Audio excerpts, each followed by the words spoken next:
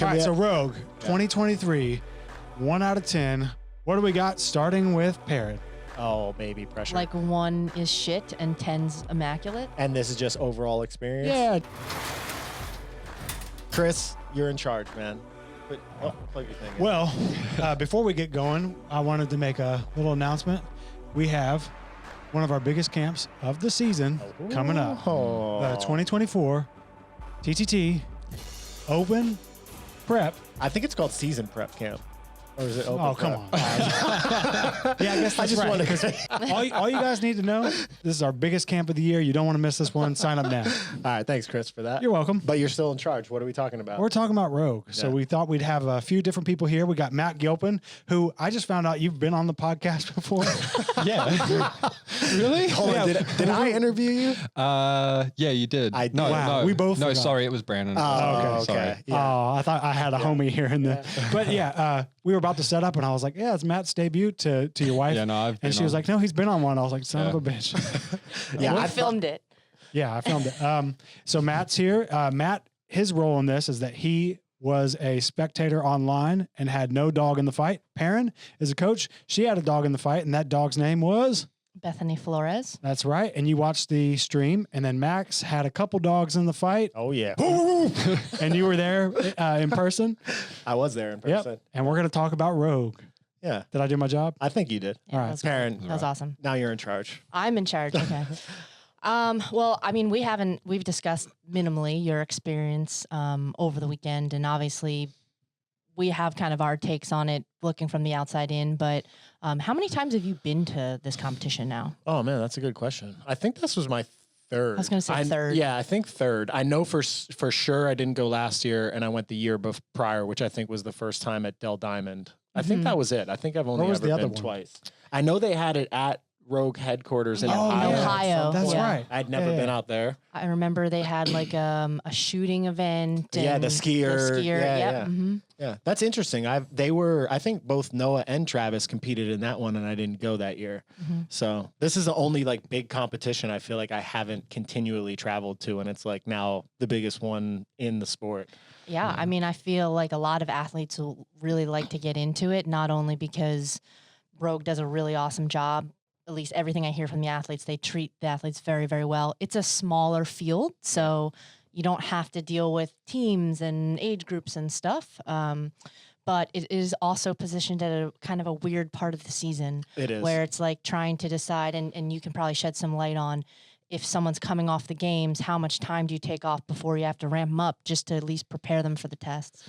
Yeah, it was interesting this year. So Trav didn't do the games, so this was his first big comp, and Noah didn't really commit to doing Rogue until I think it was literally the last day that he was able to say that he was going to do the competition, and he didn't really like prepare for it. He was still doing some CrossFit stuff, but there's a difference between like I'm going to this competition and preparing to do well at this competition versus just going. And he went on like a 7-day honeymoon 2 weeks out from Rogue, and that gave me so much anxiety. And I was like, it's not you competing, you just let it go. But I think actually it ended up being good for both of them because Travis didn't have the huge preparation that's required all the way leading up to the game. So we could just get ready for this one. And Noah like got not smashed by the games, but the games is just a tough experience. It was his final one. And then because he didn't ramp back up knowing he was going to Rogue, it was almost like he got to Rogue feeling a little bit more healthy. But different mindsets, I feel, going in with athletes in the past, even with them, it's like, you're going to win, you're going to get a podium. So going there with Noah with like kind of no expectations was just a little different for me. It almost felt like an athlete reunion. I was hanging out with Chandler and Noah and Travis and just like being in the back and reminiscing with all of them having over a decade of experience and then watching the young athletes coming up. And I was like, man, this is weird. I'm getting old. There is, I feel like it's almost creating a divide where you have these guys that have been around for a long time, and that's what's still the majority of them. Yeah. But like in the next few years, you're going to see them phasing out, and you're going to see these new guys coming up. They're now going to be, sophomores or something, and then there'll be freshmen. It seems like the old guys are still crushing but it seems like the field of women is just younger. Yeah. Maybe the like giving birth thing. Like people get to the age that Vellner and like they have kids, and Vellner can have a kid and still compete. But if you have a child of yourself, you have to take that season off. So maybe it's just more conducive to have a longer career. That does make sense. Yeah. How old are you? 27. Don't ask. Yeah. yeah. What was you guys both didn't see the paid live stream though? No. What was the normal live stream like? I didn't get to watch much of it. I thought it was really good. Like they did a good job of, you know, your typical like follow the leader or follow the race. There were a couple of things where I felt like they missed it. Like Travis, for example, going for, I think it was like 565 or 575, and they were too busy filming somebody else, right? It was weird. They'd had this screen where you saw everybody lift, and then for that one lift, they just filmed that one person. Were they filming someone else lifting at least? Yeah. It was just like all of them had been on multiple people, and then for that one, I think from memory, whoever it was like, it was like PR or real heavy. So they kind of just focused in on them, and next minute we're like, oh, and we missed Travis. How did they communicate the delays? Because I don't remember which days. I know Saturday, like, hold on, before you answer that question, it was 4:22, I remember, was Travis's call time. And he was like all the way warmed up. And at 4:20, they were like, athletes, 2-minute warning. So it's, you know, getting ready. We could see that there was like light drizzle kind of starting. And then at 4:21, all the athletes were walking to the door and they're like 20-minute delay. And I was like, what? You just said 2 minutes to go. And they didn't end up going, I think, for another like 75 minutes. Did they communicate that on the live stream? Like, hey, this event's going to happen at this, or put a countdown or something? You might have a different perspective on it. Cause I had it open on a tiny corner on my laptop, and I would just every now and then check back in, and it would say in the bottom corner of the screen that said, delayed till, and I think it was like 5:30. And then I was like, all right, cool. Went back to doing what I was doing, clicked back in at 5:30, and it was 6 p.m. So they kept the delays basically the same thing. Yeah, but I don't know if there was a verbal announcement on that. You know, that waiting screen that they have? I don't know. Yeah, it was just text. Yeah. What was your coaching process like with Bethany? We chatted. We had a call, I think on Tuesday or Wednesday, because she had some stuff going on. She had like a meet and greet and stuff. So we just kind of talked. She had been there for a few days.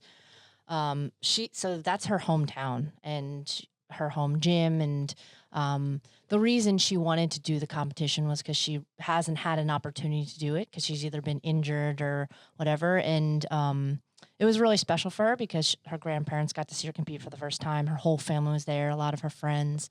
And so super special for her, because I have gotten questions like, why'd she do it? Yeah. And knowing that like some of the events she might not be able to do, which is exactly what happened.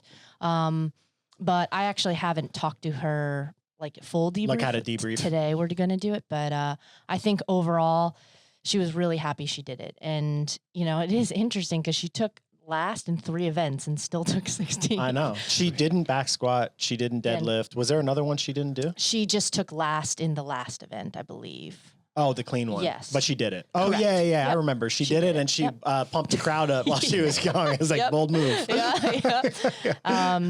Yeah. So we just chatted beforehand, kind of talked about some of the events, because at that point in time, they had just been released over Instagram. And obviously we know that they ended up changing. Yeah. But just kind of discussed plans on making the decision pretty much right away on some of the ones that she just wasn't even going to take a crack at. Like, she hasn't back squatted 216 over 2 years. There was no reason to attempt that this weekend.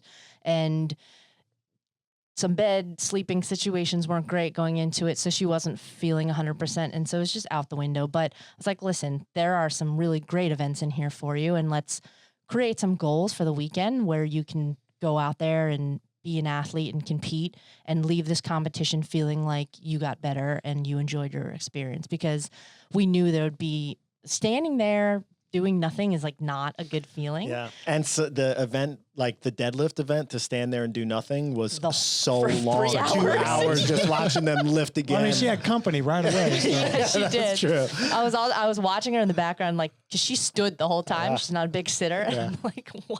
Yeah. Like that might be more exhausting standing for 2 hours. Yeah. I know we're jumping all over the place, but that deadlift workout just blew my mind.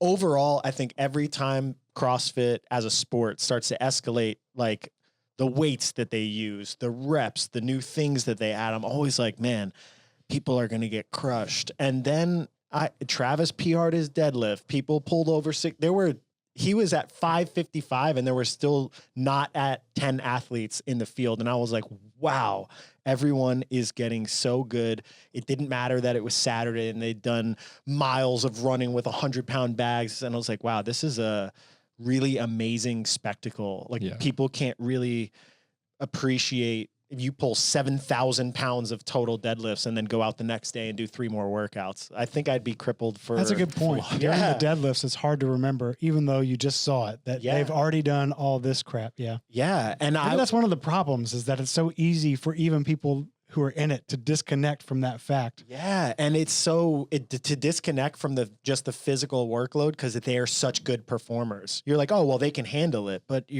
when you really sit back and process, that's so much training volume just in just one workout. And they're super fit people.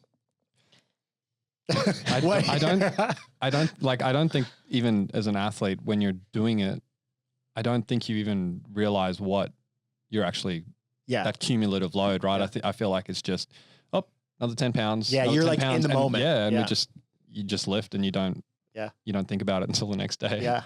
Yeah, that one specifically, the programming had a bunch of things where I could feel athlete anxiety or hear her coaches talking about like the 260-pound or what was the 365, I think was the back squat for the guys. Yeah, 365. There weren't as many people that were concerned about that. 375. 375. But the 100-pound total run for a mile, like there were things where people were like, wow, this is going to be pretty challenging. And the deadlift was definitely one people were talking about. I was thinking just how many lifts above 90% people are going to pull. Like, because you think about these things when you write a training program, when you get to a competition that people are just like, well, you don't worry about your training now. You just compete with whatever they say. But I definitely thought about it. And then the next day, I was like, yeah, this taxes people. You could feel the energy on the final day of many of the athletes just down. And you could see the stiffness in the spine. Like they're walking, bending over. I'm like, I know you're superhuman, but that took some out of you too. Yeah. When I saw that come out, I did not assume it was going to be a ladder. Yeah. I thought it would be multiple attempts and people could pick them. And I didn't even consider the volume being that astronomical. And when I saw it was a ladder, I was like, oh, wow, this is going to be interesting. Like, I wonder where they're going to start because for some athletes, the starting weight was heavy.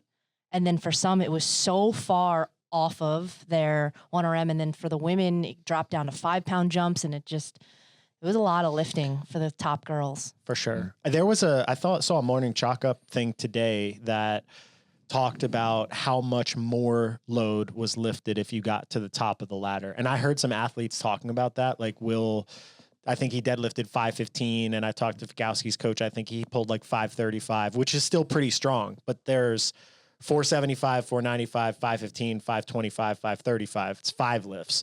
If you go up to 595, you're more than double that in terms of total lifts because they went down to 10-pound jumps.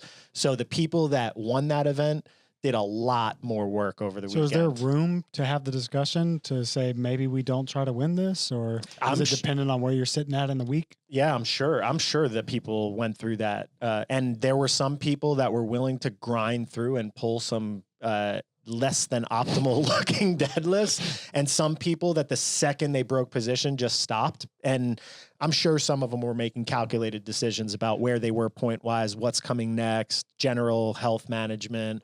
I don't think you can just go into that and just rip it for a PR every time. I mean, Fikowski's got a 600-pound deadlift, doesn't he? I think he does? I swear he said it on. I don't think whatever he lifted is what he's capable of. Like nowhere near. And he's the kind of person I feel like would turn around and be like, I'm going to take middle of the pack and be okay with that. Yeah. It's just amazing to me that 535 is now middle of the pack of a competition. That's pretty strong. Like back in the day, even Noah, we deprioritized his deadlift because he pulled 545 in the CrossFit total event 2 years ago or 3 years ago. And now it's like, okay, well, you need another 40 pounds on your max if you want that to be like a competitive lift. So the sport is escalating so fast that you just like can't afford to try to keep getting better at everything. I don't think athletes max out their deadlift ever anymore Yeah. at the highest level anymore. And so I would be curious, like a lot of them said, I haven't even pulled a 1RM in years. Yeah.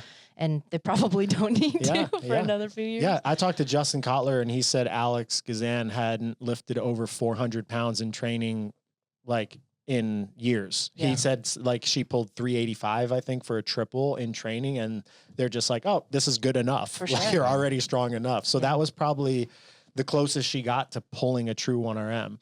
They guesstimated that she could pull 450 if it was just a everyday like training day that was really good. And I was like, wow. How Wow. are they so strong? That's insane. Yeah. Yeah. Yeah. But she probably doesn't need to even test that ever. Yeah. I mean, I feel like I don't know what the repercussions are going to be for her. Yeah. Did anyone shock you the most with the deadlift? Danny Spiegel shocked me the most. They posted something about her not having, she said in a interview that she didn't have a good deadlift. So her being second, and also just the positions and way that she pulled, like very flexed, and the bar moved so fast, and then she hitched like 4 times to lock it out. Yeah. And I was just like, wow, that's interesting that that's the technique that she used all the way up and was still that strong in being able to pull it. Yeah. Yeah. There was a lot of different techniques. Yeah. Just foot position. You couldn't, depending on what filming angle they had on the athletes at the moment, you couldn't necessarily see the Yeah. flexed spines, but I saw Yeah. some. I was from the front. Yeah, I was from the side, and I was with Habdo, who is a PT. PT. So he's always thinking about like optimal position, spine angles.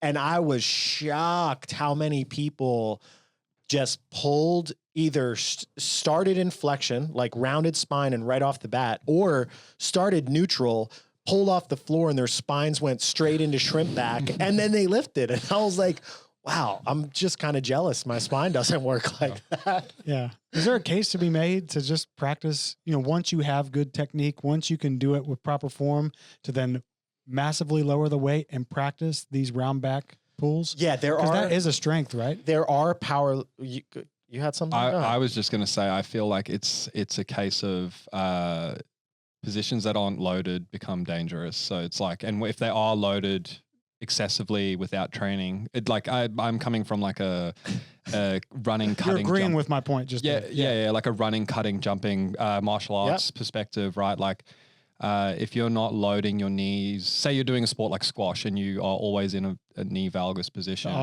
Australian not- dude bringing up a sport no one knows. Pick something else. Crikey. I was going to say No, rugby. But anyway, you're in a knee Racquetball. valgus position, so your knee's caving in. If you've never experienced loading that position, it's going to go, Yeah. and you're going to bye ACL. Yeah. I think on the deadlift side, it's kind of similar, I guess, right? Like train the position so that if it does happen to come out in competition, you're safe, or Yeah. your risk factor is slightly lower. There are powerlifting coaches that teach to pull from flexion. Generally, from what I've seen, they encourage a lot of thoracic flexion, so a lot of flexion in your upper back, so you're pulled, but they still maintain relatively neutral lower backs. I saw a lot of round lower backs, and people who had perfect spine angles, and then right off the floor, they would pull and their lower back would flex under load.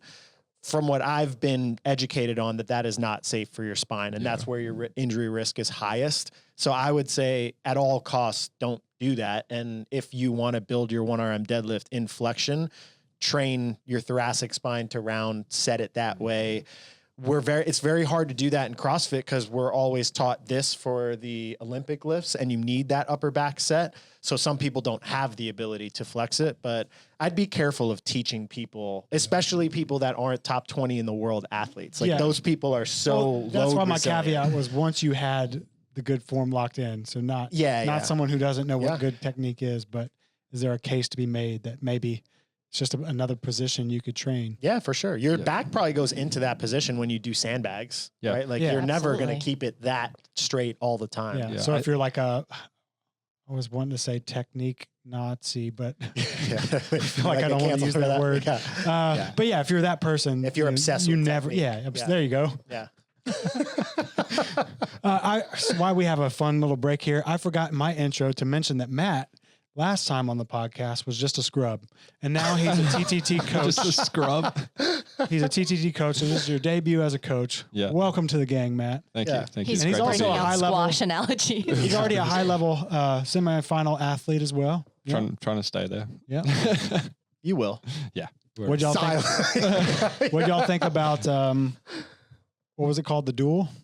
The duel. Yeah, the the duel. good old duel. It sounds like watching that on the feed was actually a better experience than in person. Yeah. But the event also changed because people's hands were all torn up. Yeah. Right?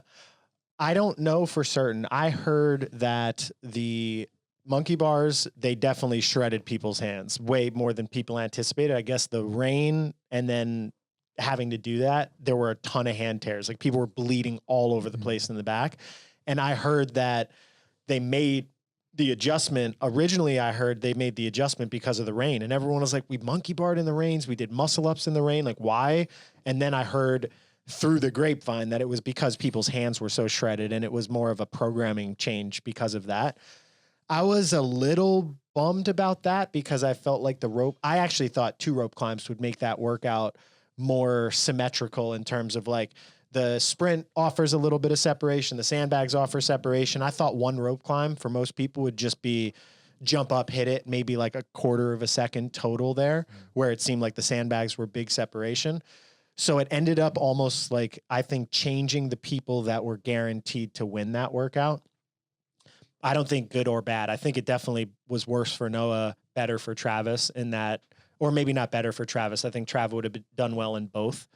But watching it wasn't the best viewer experience just because it was hard to keep track of what was happening with the cut lines. It was like, okay, these people are coming out now, and maybe they were showing the live stream, and where I was sitting, I couldn't see the live stream where they had the people's names going up. So that could have just been like where I chose to watch the workouts. Cause sometimes I'd come from the warm-up area in Rogue, which is back behind where you would hit a home run. What's that part of the baseball field called?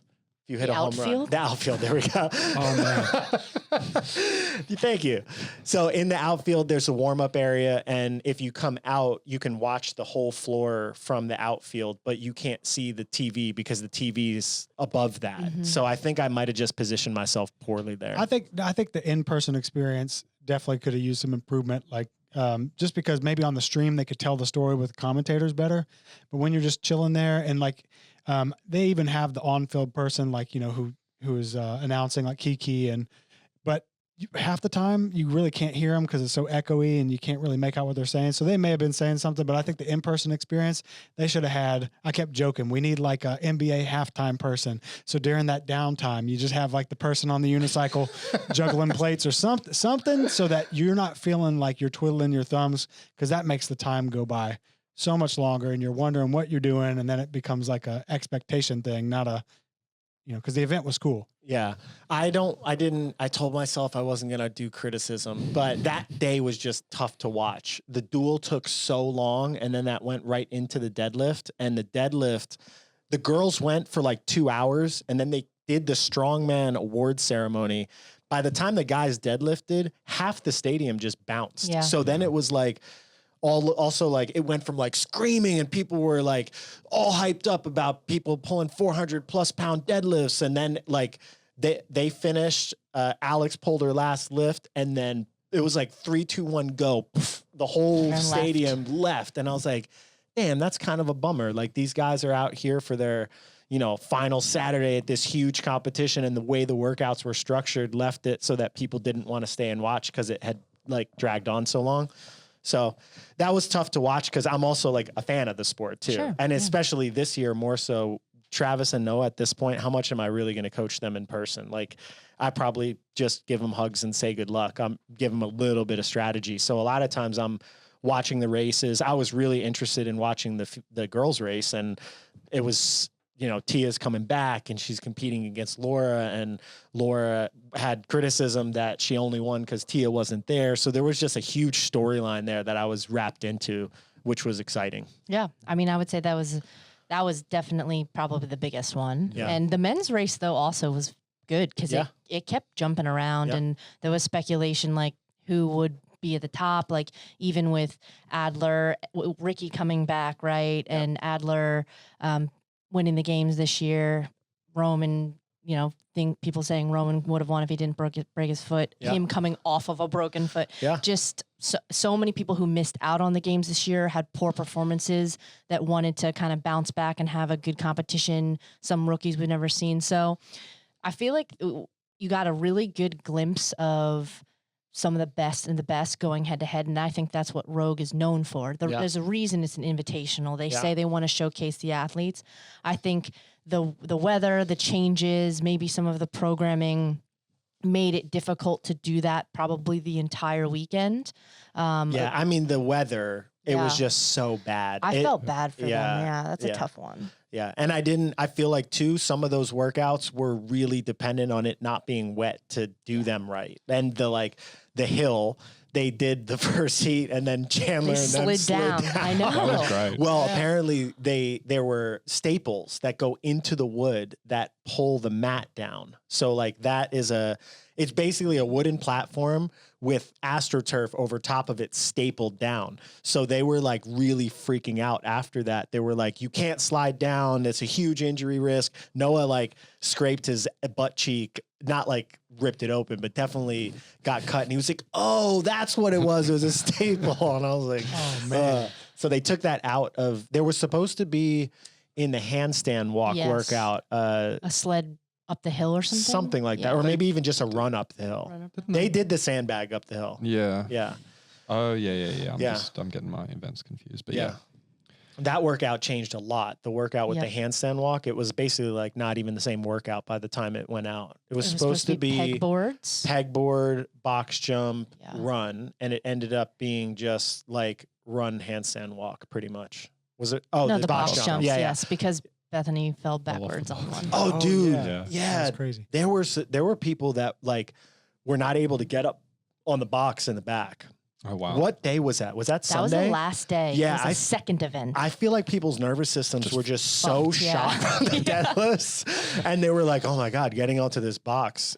Noah said he saved one where he jumped up and was trying to get his hips extended and had to save. And I think a lot of people were trying to do that, save reps as they were falling backwards. What was on the top? Because it was raining. Cutting board or something? Yeah, cutting board. It was white. I think it was, when you open in a kitchen, you open a drawer and they put that non-stick kind of bubbly thing there so that your stuff doesn't move. It was a friction thing. Or you put it under a carpet? Yes, exactly. I think it was that type of material. Okay. They said it was something to stop people from slipping. Yeah. I saw a lot of judges as well when they went back off on the handstand walk. A lot of judges had a towel that they wiped the top of it with and then back every round. Yeah. They have a huge, well orchestrated team of people that went out and did everything. I mean, there's so much good that happens in that competition. And I feel like the organization, logistics, and also the magnitude, the strongman equipment is huge. I don't know exactly how high that thing is where they pull and it goes up, but it's it's huge. And they strip that down in a day. The thing's over and I came back and I was like, what's that rubber thing on the ground? They're like, oh, that's a platform where that thing was. I was like, oh, holy shit. I didn't even realize they took it down and just overnight, basically bringing a building down. Yeah. It's the best media experience too, I think. Yeah. Sure. They do it really well. Treat us nice. Got our own little room. Oh, you're just a VIP. No. Yeah. How many No, I was not VIP. That's the point. It's for the scrub media people like me, it was still a great experience. That's good. How many fans would you say come there? Because they had a lot of opportunities to meet other athletes that weren't competing. Annie, Katrin, Rich, all those people. Yeah, it wasn't full. And I don't know how many people, can you look up how many people can be in Dell Diamond? Sure. I think it was probably a couple thousand. I feel like this is from somewhat outside looking in, but Rogue to me feels like I know the games is supposed to be the spectacle, but Rogue to me feels like the cooler spectacle to watch, right? It's the events are meant to be showy. They look great. They're novel. Yeah. They don't have the need to try to make it a well-rounded fitness test. They can just do whatever they want in terms of the programming.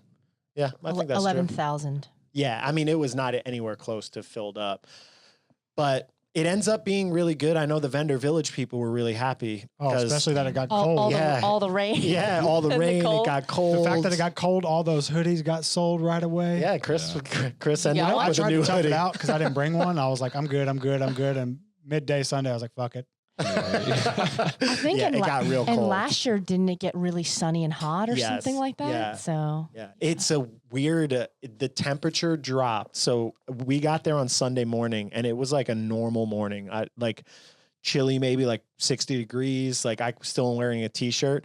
Within the course of an hour, it was like, wow, it's freezing cold. And it like was windy. Yeah, freezing cold, windy, rain. They went out and did that first workout on Sunday, just like, ugh, gross. That just could It was not have been pouring enjoyable. rain. Yeah. Yeah, and there were some of the heats too. Like Bethany at that point in time was in some earlier heats, and they would get half of the workout with no rain, and then it would start to rain, and then the next heat would have all rain. Yeah. Yeah, it's interesting that, and some of the like Chandler's monitor on his bike just didn't turn on. And I'm Yeah. wondering, like, did it just short out from the rain? Yeah. And I'm guessing that had to be it. But What'd they make him do? there's some controversy There was, about yeah. it. That Hiller he, posted something. oh, Hiller did? Yeah. Yeah, of course. What happened? I didn't So know this. he goes 3, 2, 1, go. He gets on his bike in the first round, and it was bike, shoulder to, or ground to shoulder, or ground to overhead, Lunge, dumbbell or fat bell lunge, and then run bag up the thing, and come then back down. reverse. So 3, 2, 1, go. He gets on the bike and his bike doesn't turn on. And he's on the bike for 20, 30 seconds longer than other people. He's like looking around, trying to figure out what to do and like why he's not going off. And they said that they were counting. I don't know what their count system is, but like 1, 2, 3 is a calorie or something like that. Obviously, the outward count couldn't have been accurate unless he just like got on and didn't do anything because it wasn't turned on. But then on the way back, they said they were going to give him another bike. He goes out, he comes back, he gets back on the bike, and that last one took him like a minute. So he was like 20 or 30 seconds faster than everybody else on the back one. So I think they were just trying to figure out how to even it. in some capacity. Yeah, I wasn't that big of a fan of that, but and I was also talking to Chandler about that, and he's like, yeah, it happens so infrequently though. Like, what do you do about something like that? I was thinking that early into the workout, I'd rather just stop and do what Alexis did last year, where she did the workout. Go in a different heat or something? Yeah, well, or just wait. Like, all right, I see this whole heat go get times, and then try to just go by myself afterwards. I mean, what do you think say this is put on Chandler or an athlete that's in an event and that happens, if he were to just suddenly like that happens and he goes, I'm stopping, and it's his call. Do you think that events should be obligated to say, well, our equipment failed, we'll give you another shot, or it's like, nah, buddy, sorry, you stopped? Yeah, I don't know. I feel like that all has to just be laid out in a rule book and just factored in that there will be equipment malfunctions or things that happen, and you just have some way of remedying it. Yeah. They said they did, but I don't know how accurate that was just based on what was happening, or that their calibration for what they were doing was just off. I can't imagine that even if he was just pedaling like easier because it was off, let's say he was like 350 watts or something like that, or 65 RPMs, I don't think he would be that much slower than on 30 cals. Like he wouldn't be that far behind. We'd have to ask him this, but I feel like another bummer in that situation is that now your mental game is being switched from I'm working out to trying to figure out what you're doing. Yeah. And maybe some guys are like, fuck it, I'm so tough, I'll power through and I don't care what happens. But I gotta imagine at least on some level you're like you're diverting resource to trying to figure out, do I keep going? And it's like, that sucks. Yeah. I feel like, and maybe this is just me, but if that was me, and you got through the bike, and you'd have the option of like, all right, I got to bust ass to try and make up for that. But then in my head, I'd be like, well, what happens when I get back to the bike? And that would be my question. And as I'm going, I'd be like, yeah, go. And then I'm like, but wait. And you'd have that like internal debate, especially if you didn't see them fixing it. Yeah. Yeah, and getting back and it being off, I feel like would have thrown my head off. Like that they didn't have a backup bike or something. But where would they have a backup bike too on that? So you're field? saying he didn't get a different bike when he came back? didn't. Oh, Yeah, okay. they just gave. without being too judgmental, I think what happened is the first one was like obviously Too messed long. up and Yeah. too long. So they just like arbitrarily figured out how long it was taking people to go and just made it a little faster. Cause there's no way he got on that bike and pedaled No. that much faster than the guys like Hopper and Krennikov. Those, generally speaking, those guys are better at the bike. So than on the Chandler. second bike, they just waited for their signal again Yeah. to get off. Oh Yeah. man, I would have just cruised. I mean, I think he kind of was. Yeah. He was pretty far behind at that point in the Yeah. workout too. So I think his like headspace was kind of bummed already. That was the workout where there's that video of him sliding down the ramp, and he's like, Yeah, that was I was perfect. so- He planned couldn't that have been ahead too of time. I was just so impressed with his situational awareness that he was like sliding down and saw the camera. We That's talked what- about there's a little bit of a bubble, and then yeah, That's what separates the. elite from the Yeah. not. Yeah, and I talked to him afterwards in the back, and he was like, "Well, maybe I was focusing on the wrong things." No, I think he got the clip of the week. Yeah, he Yeah. definitely did. Yeah, And the 610-pound deadlift. yeah. I feel a little bit bad admitting this, but after Travis finished the deadlift, I left the stadium because I didn't want to be stuck in the traffic of all the remaining people left. Fair enough. And then John texted me. He was like, WTF with Chandler. And I thought that when I read it, I was like, oh shit, Chandler got hurt. And then he told me afterwards that he won and then added another deadlift bar too. And I was like, damn, that's a lot of deadlifting, a lot of heavy deadlifting. Yeah. That's the heavy deadlifting is kind of what put him on the map at regionals in 2016. Because I was actually coaching him then, and he was racing Ben Smith in a workout. And, Oh, it Oh, was yeah. the GHD Yeah. run Mhm. 405 pound yeah, deadlift. and he was just fucking touching ripping 'em. Yeah, Yeah. no problem. Yeah. I was shocked. Even his technique, he rips the bar a little bit. Mhm.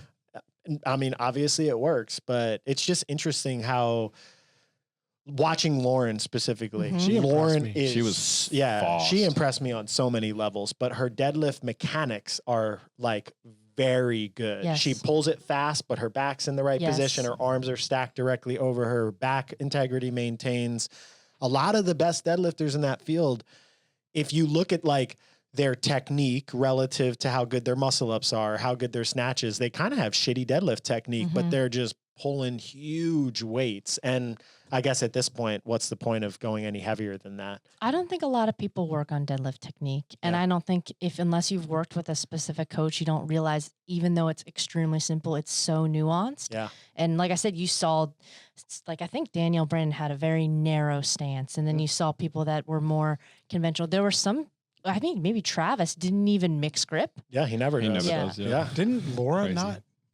mix I'm not- grip? No, Laura did. She Laura did? Horvath? Yeah. I think she did. I saw a picture with Oh, her. and then Tia just not wearing a belt the whole time. yes. Like, I was so impressed. Yeah. Is that really that crazy though? I Well, feel like she's- I've never. Well, And just had a it's not drag me baby. I was into gonna this. say, I don't feel like she's- belts are that crazy. Well, No, they are with for a deadlift. I Yeah. feel like. I mean- I disagree.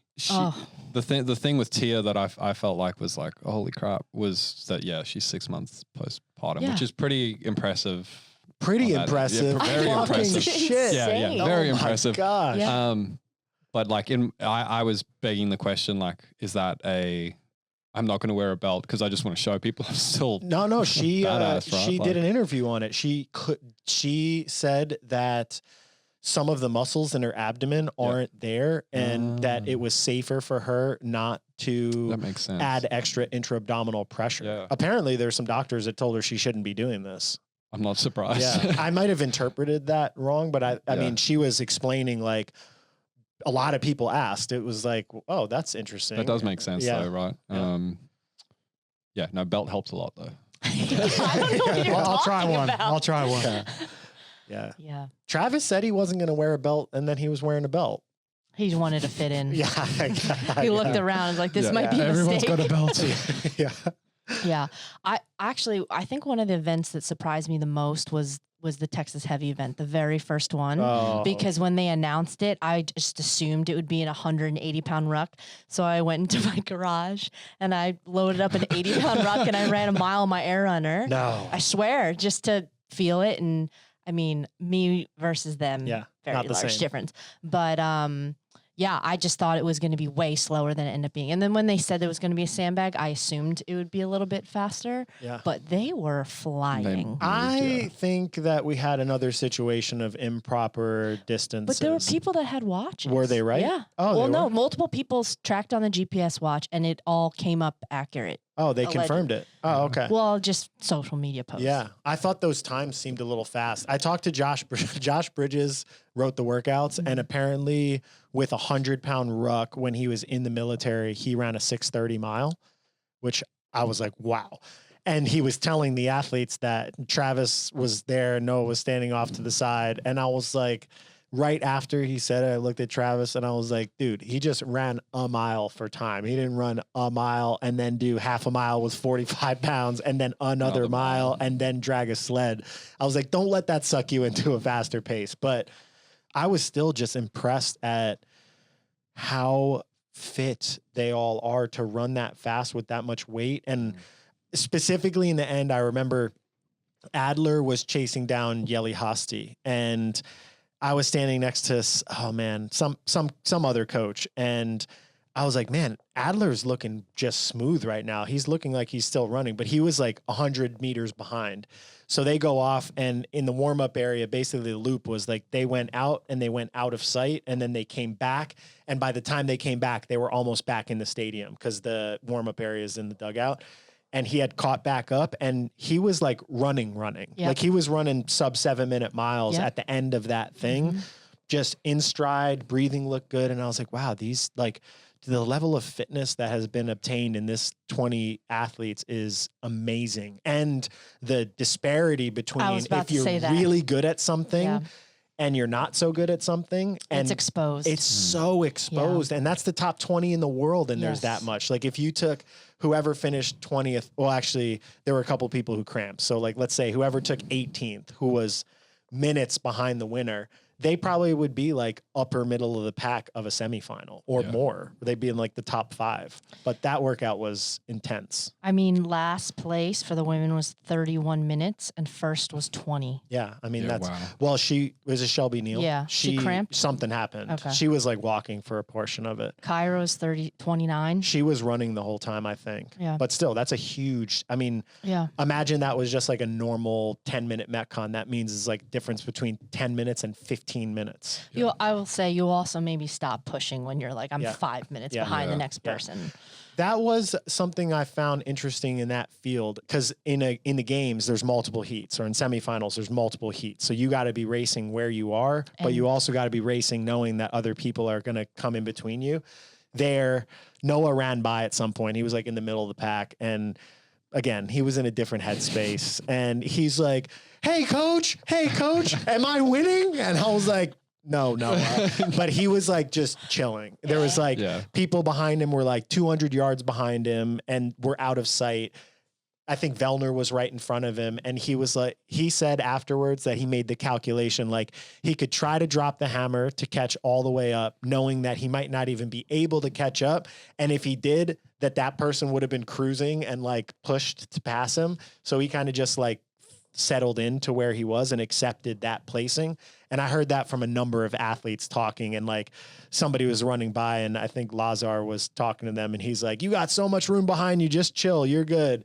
And people were like, what? And he's like, what's the point? Like they're not passing that person. They're not getting caught by that person. You're just kind of chilling at the end. That's the argument for the performance scoring and the Z scoring, because you don't want to do that. Because your gap in between other people actually matters. It always matters. And a field that tight, it would probably be a good argument for that. Is there room to have mixed scoring in a singular competition? Yes, I do. I think you could have. I think, thought about that. Yeah, like if you had a race and you said, "Hey, this race we're doing performance scoring," but you have the duel and you do a point scoring. I think that could be pretty cool. That then every time I think the placing scoring on a sprint workout is just stupid at this point. If somebody is 1 second behind somebody else on a 90-second workout and it's 5 places, I don't think that's fair for that person to get smashed by that much when, 5 minutes could be that same thing on a longer workout. So I think it would be interesting. But what was your interpretation of Crash's performance scoring? I heard some real quick, explain that to people who don't know what we're talking about. All right, simple math. You have basically your top person will anchor what your point is. So if somebody wins a workout, I was just saying the big picture is that one score is based off where you perform. Yeah. And one isn't. Yeah. Oh, yeah. Sorry. Yeah. Then you don't need to go into how you get there, but just okay. Yeah. one is like if you win the workout, then you get rewarded based on your performance, and not just your placement. Yes. Sorry. Correct. Yeah. I think that's That's clear? simple. Perfect. Yeah, That's just for anyone who didn't Yeah. realize what we were talking about.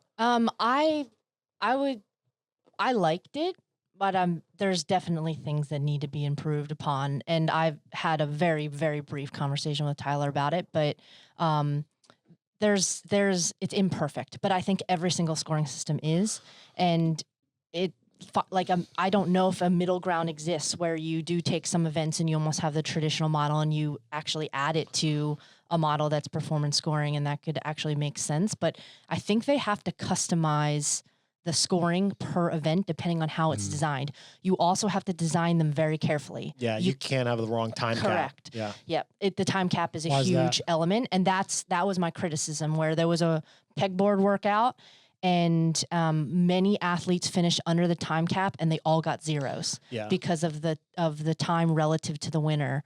And so they weren't rewarded. Like if I got 6 minutes and you got 7 and we both had zeros, I was not awarded for beating you by a minute. And that didn't make sense to me. Yeah. So. Did that answer your question? Yeah, I think so. I mean, so why is the time cap super So important? Like, basically, what when you happens if do get it wrong? performance scoring, the top person essentially is your anchor at the top and your time cap is the bottom. So everything in between, there's a gradient. So if you're in the middle of the pack, let's say you get 50 points. And if you are a second before the cap, let's say you get 1 point. But if you're below the cap, all of that separation, which should still be taken into consideration for performance, is all counted as zero. It's all the So same. you need to anchor your bottom. So if you mess that up, you mess it up. Big time. Yeah. And you have to take into consideration, how do you score for people that got capped? So like maybe you still have the cap and it could be aggressive, but the anchor is still the slowest person Correct. who's farthest away. Yes. And then the performance score still goes all the way up.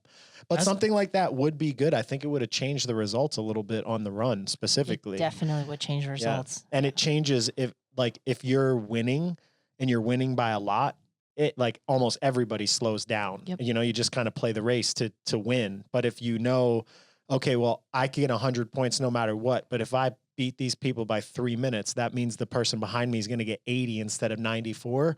It makes every workout. Everything counts. Yeah. Everything it just counts. it just brings out a whole nother level of intensity in the competition, in my opinion. Agreed. But hard to I think we already have problems in our sport of displaying it, and simply people ask me so what is it like doing? What do people compete in CrossFit? What do they do? I'm like, oh, How fuck, much I time do you can't. have? Yeah, just watch this podcast.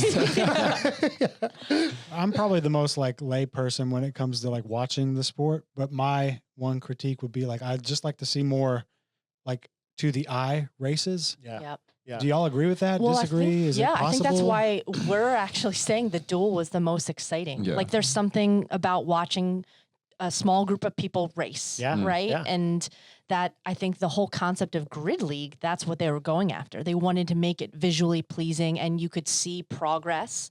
And I think on the baseball field, it was kind of difficult to do that because they didn't always have lanes, or they did kind of have lanes, but you couldn't see progress being made, or I mean, a workout that this was the yin and the yang, really good emotions, and then also type feelings, was the muscle up one. yes. So there was 5, you do first 5 rounds for time on the same platform. So muscle up, what was it? Handstand push up, snatch. Power snatch. And then after 5 rounds, you move on to the last one.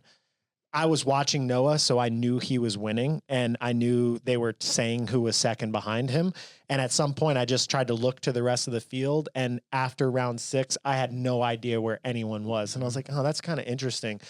I think Chris, though, told me that, or somebody told me that you did, that if you went to the front of where it was, You were they at had home plate. Yeah, if you're at home plate, they flipped over what round you were in. So there might be some of that, but I still But think even then, I think if you could write the workouts, and this is the question to you guys, because I don't know, maybe that's the challenge, but if you could write it such that there's more visual races where even if I didn't have the counters and stuff to the naked eye, you just be like, okay, this is what's happening. Yeah. Is that hard to do? Too hard to do? Well, I went down this rabbit hole after this semifinals of trying to figure out like what I could actually practically do to make a difference in the competition scene of the sport.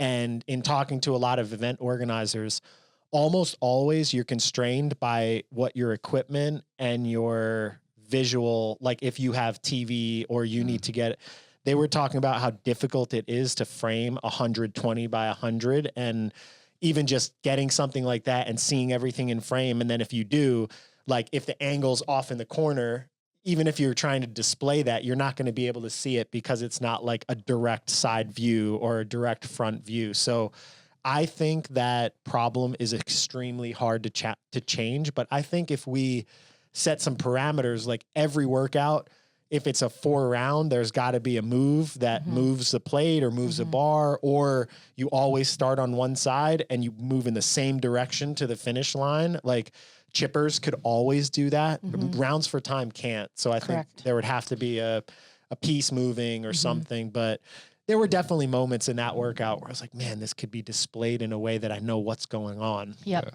Yeah. On the TV, you can see the rep counter. So you do know who's in the lead. You know where every placement is. Yeah. Maybe it's just never going to be ideal in person. I mean, that's like anything, right? Like you go to UFC, it's not as cool when you don't have Joe and the commentators and all of that stuff. Yeah. Well, just like, I mean, that event, that 10-round event, oddly enough, is the only event that I didn't really watch. Oh, come on, Matt. I know, right? And, but it wasn't from like to me, that was like the most fun event to do. That's the event that I was like, oh, that looks fun. I'd love to do that. Really? Yeah, 120 power snatches. Muscle ups, handstand, that was the one thing. But visually watching that event was, from my end, it wasn't boring, but like 5 rounds in, I was like, he's going to muscle up again. He's going to snatch again. But then I was just thinking about this while you were talking. Like if you looked at something like Mary from the games, like that's a very similar format in terms of how it moves, but they moved up the floor, different rig. And that was, and maybe it's just the way it was filmed because it was Noah and Matt the whole time. Yeah. But that was exciting. So it's like trying to figure out how to make that. Yeah. But like I said, it's got to move up the floor. Yeah. And you also like, it's got to be the right, like Noah and Matt made Mary, they made and the race. Carrie Pierce and somebody else were in a huge race. So they made that workout good to watch. If you don't have that, and in a 20-person field, I think it's with only 10 people on the floor at a time, I think it's just more likely where just like, okay, well, there's separation and now there's no race anymore. Yeah. It makes it just harder to watch and think that it's like cool because you're kind of just like watching one person work out. Whereas if you're watching them race, then it's like, oh my God, he slowed down. Oh, he's catching them. Or there's more to it to keep the like competition engaged. For sure. Yeah. What else? I think we've jumped through every workout. I feel basically, like. Which one didn't we cover? There's got to be something in there. The log muscle up. Oh yeah. That one beat people's hands up. The log. Oh yeah, a lot of people tore down here on their palm. Yeah, there were a lot of palm tears and then open, or I don't know, what is this called? Wrist tears and then palm tears came on the monkey bars. Yeah. The monkey bars wrecked people. I heard the monkey bars, and then I actually heard the knurling on the deadlift bar was a bit aggressive and ripped some people's hands more. Yeah, Lauren's hands. Oh my God, I took a picture of Lauren's hand just because I had to remember it. I should pull it up. Yeah, I'd like to. I was sitting. I told Lauren that she just impressed me so much. I've been in a weird, funky headspace, and just watching that she had all that stuff going on, and she went out and she performed so well. For sure. She had such a good attitude all weekend. Her freaking hands were mangled by the end of the weekend, and I was like, holy shit, you're so much tougher than I am. She hadn't been training a lot? No. She went For those who don't know, her mom passed. Yeah, her mom passed away. She went to Bali. Her mom passed away. She came back and was having to deal with that, and her training wasn't super ideal. And Rogue is like that workout structure. I think it was harder than the games. Yes. Like in terms of just total training load on the body. Yes. Yeah. And no, she crushed it, in my She opinion. We were like 3 workouts in, and I was like, man, Lauren, I'm so impressed with you. And she's like, there's only been 3 workouts, Max. You can't say that yet. So at the end of the weekend, I was like, can I say it now that I'm really impressed? Was she happy with her experience? Yeah, I think so. It's I didn't like fully debrief with her, or just kind of like hanging out in the back. She had just come back. I'm sure there were still like emotions, and her body was just. How old is Lauren? I think she's 29. Yeah, she's close to Yeah. 30. Yeah, it's Almost just so 30. hard to, she's an OG. She's been in it for there so long. forever. I And she's know. had to have been training for like Really long time, 17 yeah. years She's or been something an like athlete that. her whole life. Yeah, she played basketball, and then I think she got onto the game scene, and she was like 17 or 19 Yes. or She something was a like that. teenager. Yeah, she was in very young. college or coming out of high school. Yeah. So it's been a lot of years of getting after it. That's interesting too, seeing the legends back there. Like, and some of the legends, like Khalipa was talking to Travis about Khalipa's last year, I think, was like Travis's first or second year. And it was Really? Noah's first year. Wow. And it was like changing of the guard. So you see the legends. And then now That's kind of. I was like, man, you're like freaking 10 years older than Dallin Pepper, 12 years older than Dallin Pepper. It's kind of like the same thing. There's this whole young group of people coming in, and New class. yeah, the new class. You can feel it happening. Like all of the older stars. Do you are think Noah and transitioning. Trav will be at these? Yeah, will I they be asked them. legends? I asked Yeah. them, and Travis was like, "No way!" And I was like, If they invite him, he's I gonna said, "Yeah, go." they invite you or pay you, or yeah, like you're basically going out. Like the workouts are all team workout. Did you guys watch any of that? No, No, I I didn't. actually feel- have them up here, but Yeah, I'm kind of bummed. I like to watch because I'm very curious. It's, to me, as an athlete, if you have a goal, it's easy to like wake up and grind. You come out, you do hard workouts, and you lift heavy, and you like feel good about it. But then there's this transitioning phase that people go through. And I've seen it in martial arts. I've seen it in football. I'm sure that it's going to happen in CrossFit, even though people say that it's probably not going to. They're like, oh, I'll do fitness forever. But then I'm always curious, like, all right, well, what's the level of maintenance when you have kids and you're not doing this full time? Are you still snatching super heavy? Like, are you still triple body weight deadlifts? Like, how much do you let it regress? So I wanted to watch because I'm always curious how the old legends are moving and how fast they are. But then I didn't watch, but I saw some of the legends were Katrin and Annie. I'm like, these aren't are these legends and current legends? know. Like, yeah. I think they, I saw some brief article that they were like having FOMO and just like They- showed up and wanted to participate. But Yeah. Did they declare a winner, or was that all just for fun? I think it's No. all just an exhibition. I think Okay. it's changed. But there was a leaderboard. Yeah, I think it's Who changed. won? I think it used to be more of a competition, and I think it was a bit too much. Yeah, they like just- they do less now. Who won too. it this year? Do you know? I don't know. Yeah. I Is there a didn't- I'll try to leaderboard there? find out. No, Yeah. I literally I copy and paste all the events. I see 2, so I don't know if they Yeah. did more than that. But I have talked to some athletes who they'll just say, "When I'm retired, I will not do X movement anymore." Yeah. Like this is and.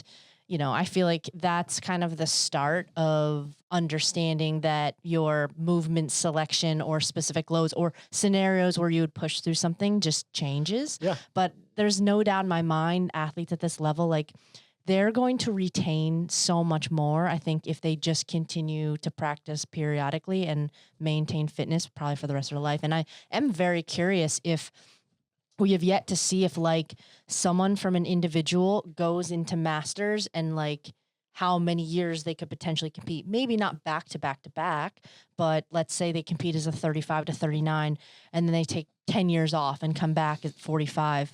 I know there is a masters. I think there's a male that only competes On the every odd other year. Yeah. Yeah. Coster. Yeah, he's got that grey beard. Yeah. The guy who's won. Yeah. Yeah. He's won like multiple times. Yeah.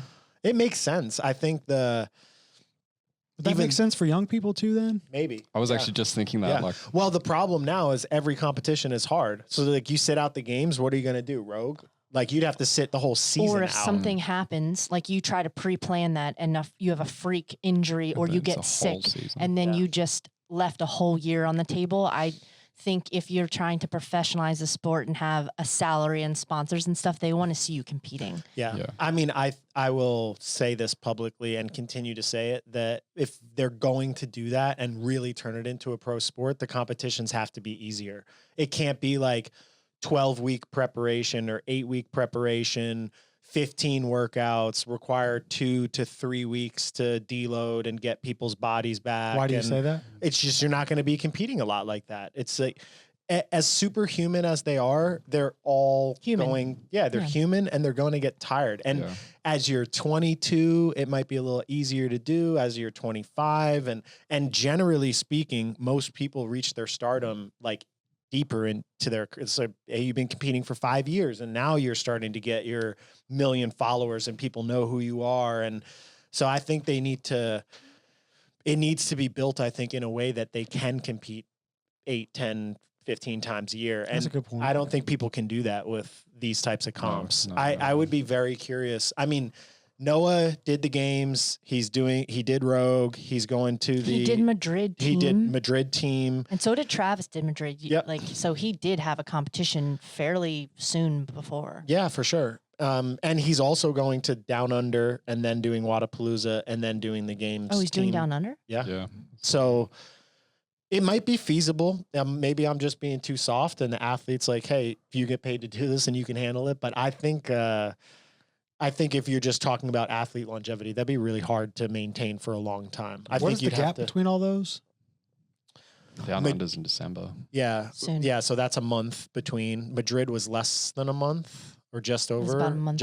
About a month. So about a month in between. I think the thing too with all that is like the travel in between. Yeah. Because as we know, when Time you travel, zones. you don't just come back and you're right back to it. Yeah. You know, yeah. there's like a little downtime, and you got to get all your ducks back in a row. And Yeah. I also think the sport and the programming has changed too. Like you see these other fringe competitions trying to emulate games-esque things and make them really challenging. And we forget that, like, when you and I started CrossFit, a hard competition looked very different than it does now. Yeah. So the toll on the body, I think, is way more. A 2-day comp back in the day was huge. Most of them were just like, you show up on a Saturday and you do 3 workouts. Can y'all do it in the voice? Back in my day, we had to do 2 days. Yeah. Walk to the forth competitions uphill snow. both days in snow. Both directions. Yeah. And the other thing too, like Frazier won, he was on the podium 2 and then 8 straight years, but he kind of only did the game season. He didn't really do anything He else. did Dubai sometimes. Yeah, I think he did Yeah. Dubai. He A did like the handful of Kill times. Cliff, but after Yeah. a couple years, it was just the games, Mhm. and that's all he was doing. And he could afford to do that, but I don't think that will create multiple stars and an infrastructure for the sport. I think we need to get the Matt Fraziers and the Fronings and the Tias all over the world at multiple comps. And in order to do that, I think making them simpler, making it so you just show up. You know, I think you could still test for fitness pretty well with 1 day. You know, if you have a field of 20 people or 2 days. And I think that will make it better viewer wise too. Like imagine you just show up to a comp and it's basically action and racing for a day or two. I think that would be a good What if viewer. you took fitness out of it? What if it was just like What competition. else is that mean? CrossFit then? like you're not testing for well-rounded fitness? Oh, it's just like it's races. Here's just some cool stuff we thought of. Yeah, that's Yeah. what Rogue did. I think that's what most competitions do. Mm. It's really, I think only the games has the pressure to try to make it a fitness test, but it's not like they have put a lot of, I mean, Which one do you think's better? Do you think it's like, is there a preference or?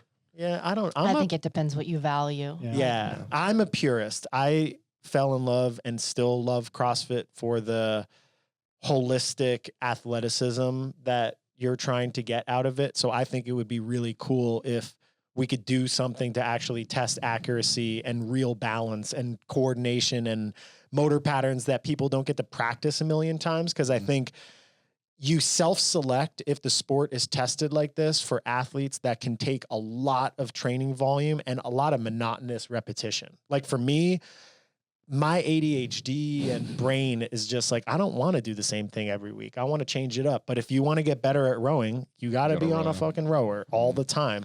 So it self-selects for that same type of mentality. Whereas I think if you tested for real sprinting, mid-distance energy systems, long energy systems, and then you had complex testing that couldn't be practiced for as well, more of the like obstacle course type things, I think that I would enjoy what that meant from an athlete perspective in the sport. But I don't know if that would be cool to watch. So it's just like my personal preference. Yeah.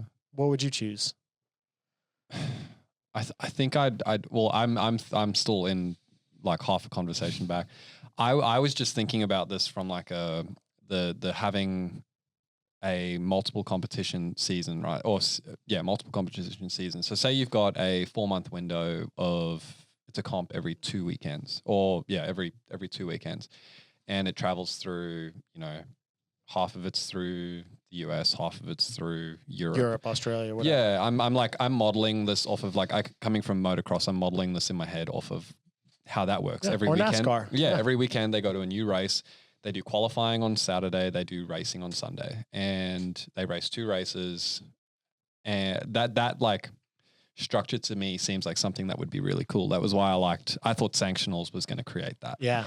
But you would have to simplify. Sorry. You would have to it would have to and be work like, together. Yeah. Right. That I think is the biggest thing is that they're all independent. Yeah. So then as you were talking, I was thinking like, okay, so you'd say you've got 8 events that they go through, and at the end you crown a champion that takes the most points, and your proper pro athletes like your Travises, your Noah, they would do all 8. But then you would get people like, say me, that are like mid-level semifinal Cody athletes Ware. that would be like, It's the NASCAR people will get it. that would be like, all right, I'm paying my wild card entry to this. I know I'm going to get my butt kicked, but here's where I sit on this one, and that provides earning opportunities, etc.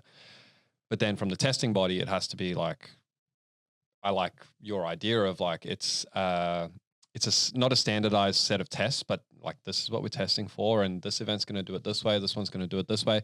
But then at each event, there's something that's like novel to that event. Yeah, so that again, this is what was cool about like say Sanctionals in Australia. We did Australian beach racing, which is like where you sprint, I think it's 20 meters, and you grab a flag. Flag races. Dude, yeah. And again, it's Australia. You make it an ocean swim. Who can survive the most sharks and jellyfish things? Yeah, I depending on love where you that go. idea. But I think that's cool, right? Yeah. Like it's like each event's got its own unique thing. Dubai has its desert run. Yeah. Like I feel like that would make a really cool spectacle, but also you would get your fit test. Yeah. I mean, I know there's people out there that are working on trying to do that and pull, but it seems like right now there's just not enough cohesion and like unified people like, hey, this is the vision of the sport that we all want to work towards, and we all want to work together, and we're all on the same page. And then CrossFit has its own ideas of how they want to run their side of the sport and might not want all the logistical nightmares of the whole thing. But it definitely does seem like that is something that's going to have to be taken into consideration. I'll be curious. Like, I mean, Trav actually, surprisingly, like I talked to him, he's like, yeah, I'm fine. Says Like, he feels good. Yeah. Yeah. He's like, wrist is a little tender. So maybe it's all just a little bit of overthinking or overanalysis. But I think if they did 10 of those a year and you never had an off season, because they're also, if you do 1 of those a month, that means you're like deloading back into it. Then athletes at some point would have to like sit out a whole season or sit out like, hey, I'm not going to compete for 5 months right now. So it'd be hard to like plan that in, I think. But he also didn't compete before Madrid for over a year. Yeah. So I feel like this little tour Yeah. is like what he's been making up for lost time. Yeah, true. Would the sport need way more money to do a tour too? Probably. Think? Yeah. Yes. Yeah. But I then beg the question of like, would a tour bring in way more money?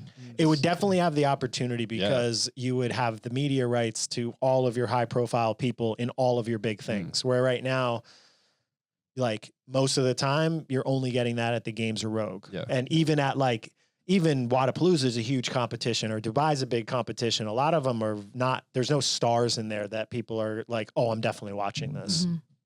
I don't know the athlete rosters, but I think more of them at Wadapalooza go team. Is better, yeah. Yeah. I think we need a video game and an esport team. We need CrossFit 2K23. Oh my God, that would be funny. What would you even do? How would you do that? I don't Like know. you press the. It'd be like Mario Party where you just press A whole bunch. And just, Yeah. Oh, There he's was- lifting, he's lifting, he's lifting. Oh, he bounced it. He bounced it. No rep. Parents not into that. I'm just trying to picture how this would work, and it doesn't make any sense in my brain. Yeah, it'd be sweet. It'd be a weak video game. I mean, think about any Yeah, it would sports be. video game. It's just kind of like now they're so good.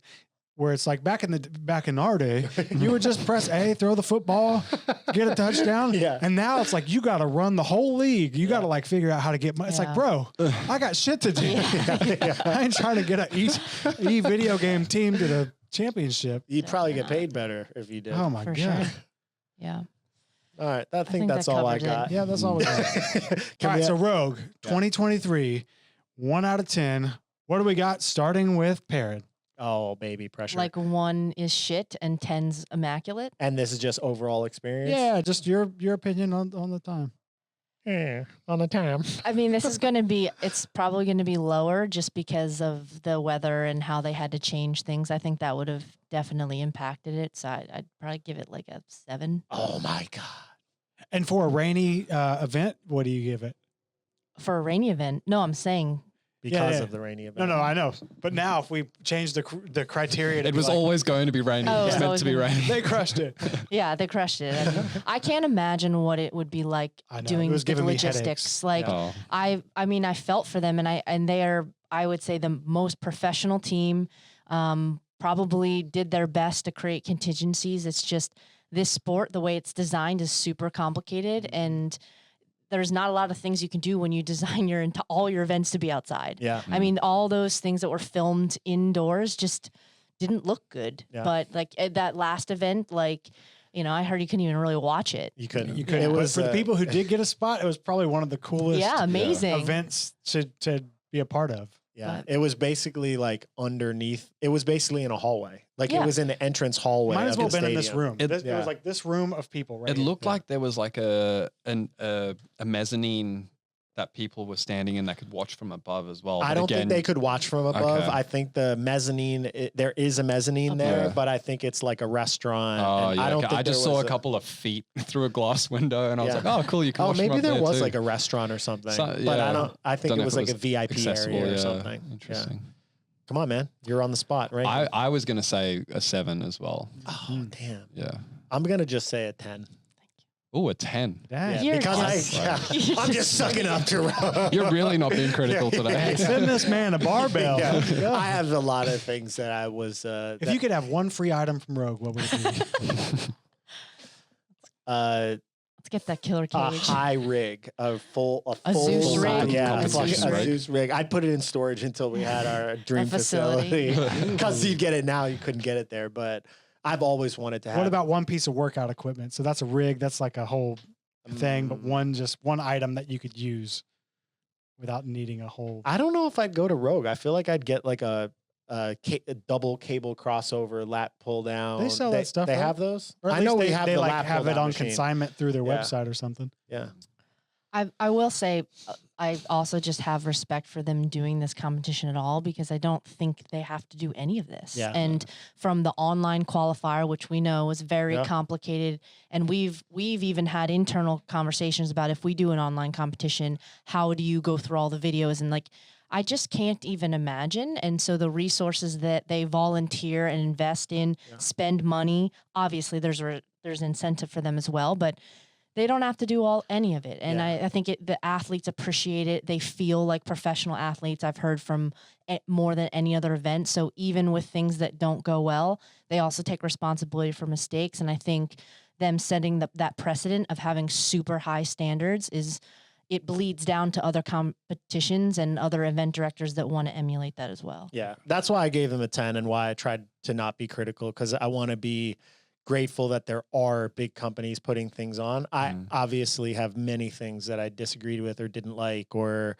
that I would change if I was part of that team, but I'm not part of that team. But if you want my help, I will, and I'll give you my criticisms for free? Yeah, for free, because I have them. yeah. Same. Yeah, they'd be like, "Oh, Max, here are your criticisms." And I put it in the garbage. Light on fire. What address should they ship the Zeus rig to? yeah, and I'll take my Zeus rig at Training Think Tank headquarters. Yeah. I was like, should I say our address? And I was like, I was trying to remember Yeah. what it was. I know what it is. People had can it look it up on memorized. Google. Yeah. All right. 11445. Matt, do you have any openings for one-on-one people, or are you full? No, I do have openings. I do have to get John to reopen my books, but I do have Oh. openings. Yeah. Parent, So- are you all booked up? I don't know. Yes. No, I don't. I'm not all booked up, but I don't want any more. Non-committal. Max, what about you? Are you taking on any? I'm not. People reach out, but Here's the I'm thing. kind of like Perrin if the opportunity is right. But I'll tell you nah. this. These guys are well worth the price that you pay. But if you want a budget, I'll do it. Whatever you need for $25. You just won't get it on time, and it's probably gonna look like Men's It'll be Health from main site. magazine. He'll just copy the compete program. I wouldn't even go that good. I said Men's Health magazine. What are they doing this month? Oh god. All right, let me know. See you next All right. time. Awesome. See ya. Thanks.